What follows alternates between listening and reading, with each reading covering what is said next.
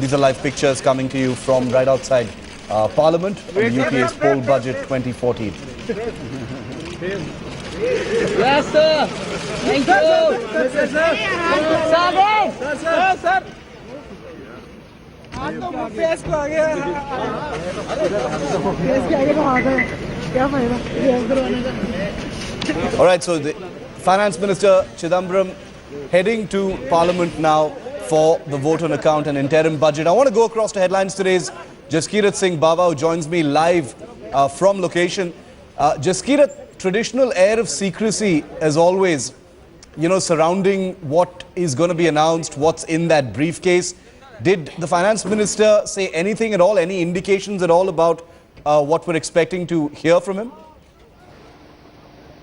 Well, again, bound by tradition, the Finance Minister did not utter any words while leaving his residence for North Block. Now, he should be leaving North Block just about now onwards towards the Parliament, where he would first of all be meeting the President, and then eventually before the Parliament, the President, and then eventually his cabinet colleagues before presenting the interim budget at 11 a.m. Now, what we do know is that there's very little room for him to maneuver in this budget, considering that this is a vote on account only for the first 4 months of the next financial year. And there's nothing that he can suggest or propose which will require an amendment of any of the laws. So direct taxes cannot be touched. It's the indirect taxes that the experts feel that he could probably be tweaking a little bit. Now, if there's any indication going by Chidambaram's comments last year after he presented his 8th budget last year, he said that in 2009 and 2008 more specifically, when the farmer loan waivers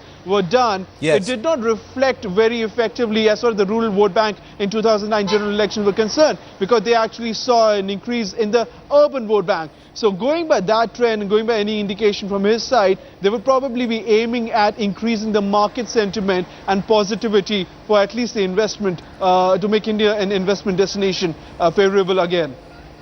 Well, the UPA government is clearly bracing for another storm in Parliament. There's no reason why there won't be disruptions today as well. We've heard from politicians from Andhra Pradesh who've all camped in Delhi even as we speak, with sessions being repeatedly disrupted. Sources say the government now has a contingency plan up its sleeve. After the pepper spray incident last week and the mayhem that followed, the Finance Minister may just table the budget papers in the House, after which Mr. Chidambaram may read his speech from the Lok Sabha TV studio located inside the Parliament complex. If this happens, this will be the first time in the history of Parliament where the speech will be broadcast on Lok Sabha TV and will be picked up by other broadcasters. Ahead of the big 2014 election, government is keen to ensure its message of development work goes out to the masses.